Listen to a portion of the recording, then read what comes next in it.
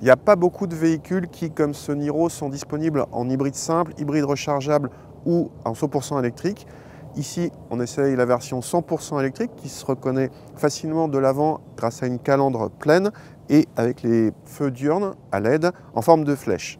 Ce Niro électrique existe en deux versions de batterie et de puissance. Il y a une batterie de 39 kWh ou une batterie de 60 kWh comme ici. Avec cette grosse batterie, il annonce plus de 450 km d'autonomie WLTP, donc ça commence à être intéressant. Et dans cette version, il y a un moteur de 204 chevaux qui devrait assurer des prestations largement suffisantes. En fait, c'est le même groupe batterie et moteur électrique que sur le Kona EV, sauf que le Niro est quand même beaucoup plus grand. Là, on est sur la taille d'un 3008, alors que le Kona est plutôt proche d'un Captur. À l'intérieur, la planche de bord ressemble beaucoup à celle des autres Niro, hybrides ou hybrides rechargeables. La grosse différence vient de la console centrale, où les autres versions posent un levier de vitesse et où notre modèle laisse un espace de rangement. C'est une molette centrale qui sert de commande de boîte. L'écran central tactile recèle des menus spécifiques à l'électrique avec le rayon d'action ou la localisation des bornes de recharge. La présentation est globalement très correcte pour la catégorie, donnant une sensation d'espace agréable. L'équipement est complet, mais on s'étonne quand même dans cet environnement plutôt high-tech, de la climatisation certes automatique, mais monozone seulement.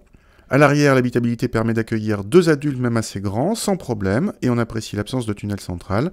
Le coffre est paradoxalement le plus grand de la famille Niro, mais reste sous les 400 décimètres-cubes, un chiffre faible pour cette catégorie de SUV où la moyenne est supérieure à 450 décimètres-cubes. Dans ce e-Niro, on a un peu plus de 200 chevaux et presque 400 Nm de couple disponibles tout de suite. Donc on a des bonnes accélérations, des bonnes relances, c'est assez agréable. La différence avec la version inférieure se sentira surtout sur route où, avec cette version la plus puissante, même à des vitesses de 110-120 km/h, on relance facilement. Alors malgré tout, attention, la vitesse maximum c'est 167 km/h selon le Kia. C'est pas une bête d'autoroute et surtout pas d'autoroute allemande. Pour la partie châssis, c'est assez étonnant. L'engin est clairement typé confort, mais évite aussi assez facilement le côté pâteau. Alors, il faut dire qu'il y a du poids.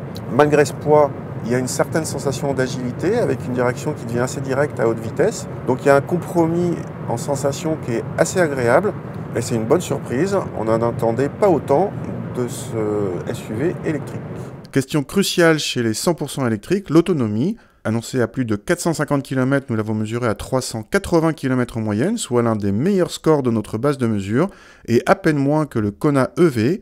Une bonne surprise donc, mais attention quand même, sur autoroute, cette autonomie dépasse à peine les 300 km.